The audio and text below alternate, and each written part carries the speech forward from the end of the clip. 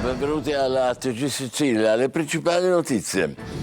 Nel Messinese, coda infausta del maltempo, frane per le piogge torrenziali a Savoca e a Mottacamastra. Qui è crollata la provinciale 6 isolando il paese. Vigili del fuoco impegnati tra fango e detriti. A Catania, dopo la pioggia, puntuali spuntano le buche stradali, la città in emergenza per le voragini che mettono a rischio automobilisti, motociclisti e pure pedoni. Situazione drammatica in via 6 aprile. Arrestato a Fiumefreddo di Sicilia Maurizio Motta, esponente della cosca mafiosa catanese dei Mazzei, condannato a 13 anni e 10 mesi. Suicida in carcere a Torino il boss pentito Bernardo Pace, trapanese, doveva scontare 14 anni. A Messina, fiaccolata per Daniela Zinnanti, vittima di femminicidio annunciato per le violenze subite da tempo dall'ex compagno che poi l'ha uccisa con 30 coltellate. La figlia Roberta: prometto che avrai giustizia, andrò avanti in tuo onore. Attualità politica. Cateno De Luca lancia il progetto del governo di liberazione. Il sindaco di Taormina, che apre al campo largo, punta su elezioni anticipate entro l'anno. A Palermo lo sport strumento di lotta alla dispersione scolastica per l'inclusione. Il progetto Tu Mi Ami coinvolge decine di studenti che si avvicinano a culture diverse, creando nuove opportunità. Calcio in Serie B, Palermo fermato sul pari al Barbera dalla Juve Stabia, prestazione incolore della squadra di Inzaghi che non approfitta del pari del Monza. Il Catania ha presentato William Viali. Il nuovo allenatore rossazzurro ha già mostrato di avere le idee chiare sul calcio che vuole dalla sua squadra.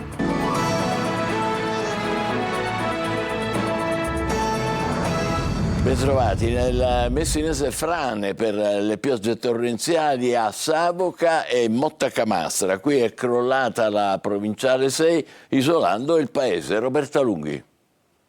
Il maltempo delle ultime ore ha lasciato il segno nel Messinese, dove le piogge hanno aggravato la fragilità del territorio. È emergenza a Mottacamastra, dove una frana ha letteralmente spezzato in due l'unica arteria principale di collegamento con il paese. Il cedimento improvviso di un muro di contenimento ha fatto collassare circa 40 metri della strada provinciale 6, lasciando il centro abitato in condizioni di isolamento critico. Oggi si passa soltanto da una strada alternativa stretta e precaria, inadatta ai mezzi di soccorso e ai collegamenti essenziali. Una situazione che preoccupa il primo cittadino. La cittadinanza è un po' preoccupata perché lei si immagini l'accesso ai vigili del fuoco al momento è impedito se ci fosse un'emergenza di questo tipo. E quindi come facciamo ora nei prossimi mesi? Ora andiamo verso l'estate, quindi problema incendi. Residenti in allarme, così come gli insegnanti fuori sede che hanno paura di raggiungere il posto di lavoro. Mi ha chiamato ieri sera la presa dicendo che sono in allarme, però io gli ho assicurato che questa strada già 2 anni fa, quando ci fu l'altro evento, è stata utilizzata per gli insegnanti e quindi non capisco il motivo perché devono sempre evitare di venire a Motta perché hanno il loro lavoro qui. A Savoca, sempre nel Messinese, nel centro storico una frana ha reso necessaria la chiusura dell'area interessata con accesso vietato per motivi di sicurezza. Dal tardo pomeriggio di ieri, squadre dei Vigili del Fuoco di Messina ed Enna sono al lavoro per la rimozione dei massi e la messa in sicurezza. La massa di fango e detriti ha travolto un furgone che era fortunatamente vuoto. Non ci sono feriti, ma resta alta l'allerta in tutta la zona. Questo nel Messinese. A Catania, dopo la pioggia, puntuali, ecco spuntare le buche stradali. La città è in emergenza per le voragini che mettono a repentaglio l'incolumità di automobilisti, motociclisti e pedoni. Situazione drammatica in via 6 aprile. Tonino De Manna. Sono scansati uno e ne ho presi 4. Come dare torto a questo automobilista che si sfoga al volante mentre percorre la martoriata via 6 aprile? Al di là del maltempo e quindi della pioggia, che sicuramente aggrava un quadro già critico, Catania fa i conti con le buche stradali che somigliano sempre più ai crateri dell'Etna. Ci sono le strade proprio tutte con i buchi, forati, crateri, è allucinante. Attenzioniamo a questa cosa, signor Sindaco. Ho rotto la macchina. Se non stai attento cadi e non sai se ti rialzi. Quante volte sei caduto? Tante volte, abbastanza. Situazione critica anche in piazza Galatea, dove le buche sono in agguato, per non parlare delle pozzanghere, autentici laghi che costringono i passanti a salti ed acrobazie per evitare di finire in acqua. E sott'acqua si finisce in via Palermo, dove raccogliamo lo sfogo di questo residente. La situazione è molto grave, io non posso più rientrare a casa, l'acqua è alta quasi quando un piede. E si punta il dito contro la mancata pulizia dei tombini, come dimostra quest'immagine. Sulle strade Groviera di Catania interviene l'assessore comunale alle manutenzioni Giovanni Petralia. Dopo le piogge in campagna spuntano i funghi, in città spuntano Le buche, purtroppo è così, ogni qualvolta ci sono delle condizioni meteo particolari con piogge intense i nostri manti stradali subiscono gravi danni. Fortunatamente già da qualche giorno abbiamo, in sinergia con il sindaco, deciso di organizzare delle squadre e concentrarle tutte sulle attività di colmatura delle buche. A macchia di leopardo, squadre delle manutenzioni sono impegnate negli immancabili rattoppi. Qui siamo in corso Indipendenza, ma rattoppi sono stati effettuati anche sulla circonvallazione in un tratto asfaltato di recente, segno evidente che qualcosa non funziona. Voltiamo pagina. Arrestato a Fiumefreddo di Sicilia Maurizio Motta, esponente della cosca mafiosa catanese dei Mazzei. Condannato a 13 anni e 10 mesi, era latitante da gennaio all'indomani della sentenza. Simona Mazzone. La sua latitanza è durata soltanto 3 mesi. I poliziotti già da tempo sulle sue tracce lo hanno scovato in un nascondiglio a Fiumefreddo di Sicilia. Per Maurizio Motta si sono aperte le porte del carcere dopo la sentenza emessa l'8 gennaio scorso che lo ha condannato a 13 anni e 10 mesi per associazione mafiosa e per altri reati. Da quel giorno Motta, 57enne esponente del clan Mazzei, si era reso irreperibile. Ma gli agenti della squadra mobile della questura di Catania, grazie al supporto tecnologico dei colleghi in forza alla centrale operativa, sono riusciti a scoprire dove si nascondeva e lo hanno arrestato, notificandogli l'ordine di esecuzione della pena emesso dalla procura di Catania. I poliziotti, dopo essere riusciti a individuare l'appartamento dove il latitante si nascondeva a Fiumefreddo, hanno circondato lo stabile e hanno fatto poi irruzione all'interno della casa. L'uomo, che non ha opposto resistenza durante il blitz, è stato trovato in possesso di una patente di guida falsificata e di carte di credito sulle quali sono in corso accertamenti. E al vaglio della procura di Catania la posizione del proprietario dell'immobile dove il condannato è stato trovato e catturato. E si trovava nel carcere di Torino il 62enne Bernardo Pace, che si è tolto la vita in cella. Era stato condannato a gennaio a oltre 14 anni nell'ambito del processo Idra sull'alleanza tra Camorra 'Ndrangheta e Cosa Nostra, e per il quale aveva cominciato a collaborare con gli investigatori. Per questo potrebbe essere aperto un fascicolo tecnico per istigazione al suicidio. A Messina, fiaccolata per Daniela Zinnanti, vittima di femminicidio subito dopo i suoi funerali. La figlia Roberta dice: prometto che avrai giustizia, andrò avanti in tuo onore. Francesco Triolo. Prima il funerale, le lacrime, le parole forti della figlia Roberta. Prometto che ti darò giustizia, andrò avanti in tuo onore, ha detto. L'abbraccio della città all'uscita della bara dal Duomo.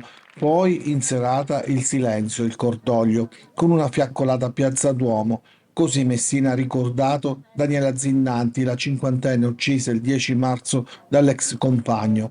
Candele accese, fiori e striscioni, Messina insieme contro il femminicidio. E un abbraccio commovente, una presenza muta, tutti in piazza, tutti uniti nel ricordo. C'è ancora la figlia Roberta con la foto incorniciata della madre stretta tra le mani. C'è il nipote, accanto a loro le associazioni, gli amici, i cittadini che vogliono dire no, ancora una volta, alla violenza sulle donne. Parlano le associazioni, sullo sfondo del sagrato una grande immagine di Daniela sorridente, a terra, la scritta: libere di vivere, non di morire, quello che Daniela Zinnanti non ha potuto fare.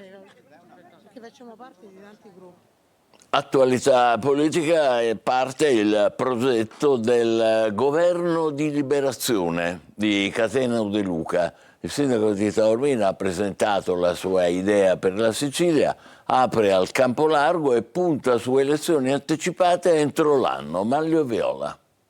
Lo aveva promesso già a Caltagirone, indicando anche la data del lancio del suo governo di liberazione, e così è stato. Cateno De Luca lancia oggi il suo programma. Lo fa con un appello a tutte le forze progressiste, chiedendo anche di liberarsi dai partiti romani. Io lancerò un appello trasversale agli uomini e alle donne di buona volontà. Con Costa abbiamo interloquito, chissà, potrebbe essere nel governo di liberazione l'assessore alla sanità. Non mettiamo limiti anche da questo punto di vista, però la sua presenza è un apprezzamento che connota quello che è la nostra strategia civica, autonomista e progressista. Questi sono i 3 pilastri che caratterizzeranno il governo di liberazione. Ma vincere è una cosa che non si può fare da soli in questo sistema elettorale, e De Luca pensa già ad elezioni anticipate entro quest'anno. Io ritengo che le primarie sono sicuramente un metodo che consente di amalgamare per bene una comunque strategia che ha varie sensibilità e che impone oggi un senso di responsabilità per aprire una nuova fase, che è una fase costituente in relazione a quelle che sono riforme strutturali da fare, revisionare il nostro statuto, ma soprattutto staccare la Sicilia da una schiavitù politica romana che si può fare solo in un modo: 36 deputati che firmino le dimissioni e si va ad elezioni entro ottobre del 2026. Un'apertura, quello del leader di Sud Chiama Nord, anche al PD. Al segretario Barbagallo riconosce onestà intellettuale, ma lancia anche un allarme. Si pone oggi il tema del metodo, ed è ciò che oggi col governo di liberazione vogliamo porre anche al cosiddetto campo largo, che può diventare un campo vastissimo o potrebbe diventare un campo santo. Apertura sì, dunque, e voglia di campo largo, ma il metodo è sempre quello dello stile di Cateno De Luca. Vedremo nei prossimi giorni che reazioni ci saranno al progetto di De Luca. Adesso torniamo alla cronaca. Escavatori e ruspe come armi per i rapinatori nel Ragusano. Tra Comiso e Acate è svaligiata una gioielleria e 2 sportelli bancomat. Veronica Barbarino. Notte di paura nel territorio epparino, dove 2 distinti episodi criminali hanno colpito Comiso e Acate, lasciando dietro di sé danni e preoccupazione tra i residenti. 2 i furti. Il primo si è registrato intorno alle 3:30 del mattino a Comiso, quando il forte rumore di un escavatore ha svegliato i residenti della zona. I malviventi con il mezzo pesante hanno sfondato la vetrina e la saracinesca di una gioielleria, ma nonostante la devastazione si sono dati alla fuga, senza riuscire a entrare all'interno del negozio. Uno shock per il proprietario dell'attività, che ha accusato un malore che ha reso necessario l'intervento dei sanitari del 118. Poco lontano, mezz'ora dopo, intorno alle 4, un secondo colpo veniva messo a segno. Questa volta da Acate, dove un gruppo di 4 persone, uno dei quali armato, ha preso di mira gli sportelli ATM della banca Unicredit. Anche in questo caso i malviventi hanno utilizzato una ruspa per tentare l'assalto. Secondo una prima ricostruzione, il comando avrebbe pianificato nei dettagli la fuga, utilizzando diversi mezzi. Si contano infatti 4 automobili e un furgone, con cui si sono dileguati rapidamente in direzione del castello di Biscari. Per rallentare le forze dell'ordine, i criminali hanno bloccato la strada tra Vittoria e Acate con un mezzo pesante. Questo ha provocato un incidente che ha coinvolto una pattuglia dei carabinieri diretta sul posto. I militari fortunatamente hanno riportato solo lievi ferite. Le indagini sono attualmente in corso. Gli inquirenti stanno analizzando le immagini delle telecamere di videosorveglianza delle 2 zone nel tentativo di identificare i responsabili di una notte che ha scosso l'intero territorio. A Catania le Fiamme Gialle hanno sequestrato in 2 distinte operazioni 11.000 capi e accessori contraffatti con falsi marchi di Griff di alta moda. Quando i finanzieri sono arrivati in Corso Sicilia, un gruppo di ambulanti è fuggito lasciando la merce fasulla sui banconi. Simona Mazzone. Gucci, Louis Vuitton, Tommy Hilfiger, Guess, Yves Saint Laurent, Prada, marchi griffati a volontà, borse e oggettistica come gli originali, ma era tutto falso. La Guardia di Finanza di Catania in 2 distinti interventi ha sequestrato oltre 11.000 capi e accessori di abbigliamento contraffatti. Nel primo caso i controlli hanno riguardato alcune bancarelle in centro storico, nella zona di Corso Sicilia, che occupavano gran parte di un marciapiede. Alla vista dei dei finanzieri il gruppo di ambulanti è fuggito, disperdendosi tra la folla della fiera cittadina. I militari hanno sequestrato borse, cinture, portafogli e maglioncini riportanti marchi contraffatti, oltre a circa 150 CD e DVD pirata di album musicali e film attualmente proiettati nelle sale cinematografiche.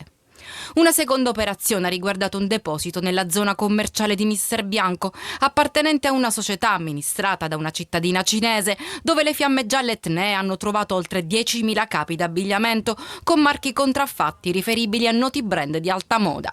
Anche qui tutti i prodotti sono stati sequestrati, mentre il rappresentante legale della società è stato denunciato. Ad Agrigento la Guardia di Finanza ha scoperto 9.000 litri di gasolio chimicamente alterato in un impianto di distribuzione. Il carburante aveva un punto di infiammabilità inferiore rispetto alla temperatura prevista dalla norma a causa dell'aggiunta di solventi, benzine e oli vegetali esausti. Il gestore dell'impianto è stato denunciato per frode in commercio e sottrazione all'accertamento e al pagamento dell'accisa sui prodotti energetici. A Palermo lo sport strumento di lotta alla dispersione scolastica per l'inclusione. Il progetto Tu Mia Mi all'Istituto Comprensivo Perez Madre Teresa di Calcutta ha coinvolto decine di studenti per avvicinare culture diverse e creare nuove opportunità. Desiree Ferlito. Circa 200 studenti coinvolti, 30 dei quali in maniera continuativa. Sono i numeri del progetto sportivo Tu Mia Mi, attiva all'Istituto Comprensivo Perez Madre Teresa di Calcutta di Palermo, in un contesto segnato da fragilità sociali. Un'iniziativa pensata per favorire inclusione, aggregazione e crescita personale, offrendo ai ragazzi uno spazio pomeridiano alternativo e formativo. Questo sicuramente è un valore in più. Lo sport unisce, lo sport fa crescere, lo sport migliora l'inclusione e chiaramente per noi è fondamentale. Protagonista del progetto anche il badminton, disciplina introdotta grazie alla collaborazione tra Life and Life e l'associazione sportiva Piume d'Argento. Abbiamo coinvolto tantissimi bambini e bambine in questo sport che stanno portando avanti e che stanno facendo con grande sacrificio e con grande comunque interesse. Finanziato dall'assessorato regionale della famiglia, politica sociale e lavoro, Tu Mia Mi ha scelto il badminton anche per la sua diffusione tra gli studenti di origine bengalese presenti nell'istituto, per valorizzare le culture nelle scuole e favorire l'inclusione attraverso lo sport. Un'iniziativa che guarda lo sport come strumento educativo e sociale, capace di creare opportunità e costruire futuro. Ad Agrigento è inaugurata nella chiesa di San Lorenzo la mostra Il volto di Dio, il volto dell'uomo, esposte opere provenienti da diversi comuni dell'Agrigentino in un percorso tra fede, arte e tradizione. Davide Sardo.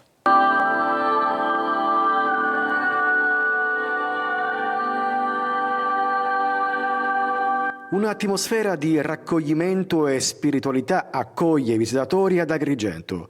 Nella chiesa di San Lorenzo si inaugura la mostra Il volto di Dio, il volto dell'uomo, promossa dal Museo Diocesano. È una proposta anche per i non credenti, per chi non conosce il mistero cristiano, perché si possa capire in che cosa realmente i cristiani credono.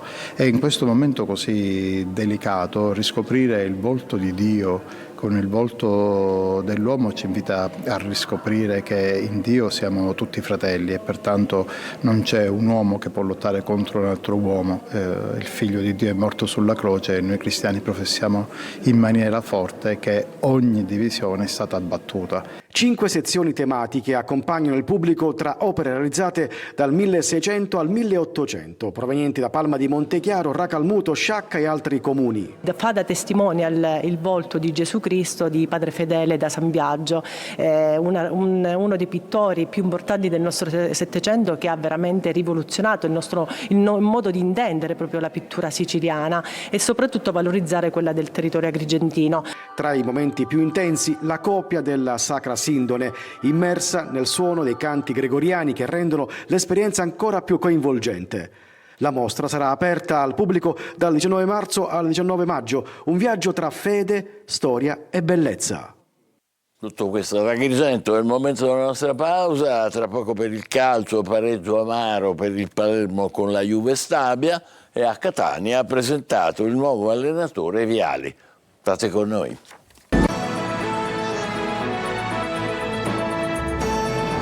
Calcio, e Palermo pareggia al Barbera 2-2 con la Juve Stabia, prestazione incolore per la formazione siciliana, che non approfitta del pari del Monza. Per i rosanero, gol di Poyampalo su rigore e Bani. Marco Gullà. Cortocircuito, il Palermo al Barbera non riesce a mettere dentro la 10ª vittoria consecutiva in casa. Contro la Juve Stabia finisce 2-2 e i rosanero sciupano la grande occasione di accorciare verso il Monza, che ieri ha pareggiato a Reggio Emilia. Nel turno infrasettimanale il Palermo quindi arresta ulteriormente la sua corsa dopo la debacle di Monza. Una vittoria avrebbe riacceso la speranza di promozione diretta, e invece adesso la formazione di Inzaghi rischia di vedere scappare anche il Frosinone, che se dovesse battere oggi il Bari andrebbe a +4 sui siciliani. Una partita rocambolesca quella di ieri sera. Il Palermo è apparso flaccido e con poche idee, senza quel carattere che Inzaghi ha tanto elogiato in queste ultime settimane. Andiamo alla cronaca. Al nono Okoro viene atterrato in aria da Ioronen in uscita e il direttore di gara segna calcio di rigore. Dal dischietto Leone fa 0-1. Il Palermo senza Ranocchi arranca, gioca a rallenti. I campani invece vanno di ripartenza. Al 40° rosanero però vicini al pareggio. Il colpo di testa di Segre, quasi dal limite dell'area, si infrange sull'incrocio dei pali. Inzaghi nella ripresa mette dentro l'Eduaron. La squadra inizia a girare meglio. Al 60° fallo di Confente su Bani. L'arbitro viene richiamato al VAR e assegna calcio di rigore che Poyampalo trasforma con freddezza. 1-1. L'inerzia cambia. Dopo pochi minuti Ceccaroni colpisce la traversa, ma trova pronto Bani, che con un tap-in vincente di petto fa 2-1. Cambia tutto, ma non è finita. Il Palermo appare fragile in difesa e così Mosti, lasciato tutto solo, la mette al volo sul secondo palo per il 2-2 definitivo. Doccia gelata per il popolo del Barbera nel finale. L'assalto rosanero non porta a nulla, un pari amaro per la banda di Inzaghi. William Viali, il nuovo allenatore del Catania, è stato presentato in mattinata dalla dirigenza rossazzurra. Ha parlato del calcio che vuole fare, delle sue idee tattiche e di quello che vuole consegnare al gruppo in vista dei play-off. Ecco le sue prime dichiarazioni nel servizio di Marco Carli. Gavetta, quella che ha fatto in carriera, ed elasticità nella sua interpretazione del calcio sono le due parole che caratterizzano William Viali nella conferenza stampa di presentazione in cui è stato accompagnato da Grella, Zarbano e Pastore. L'allenatore non guarda le scadenze di contratto che lo legano al club fino al giugno 2027. Onestamente non sono in cerca di un contratto, sono venuto qui per sognare. Questo è il mio obiettivo. Pretendo dai miei calciatori, perché ce l'ho io, una grande ambizione.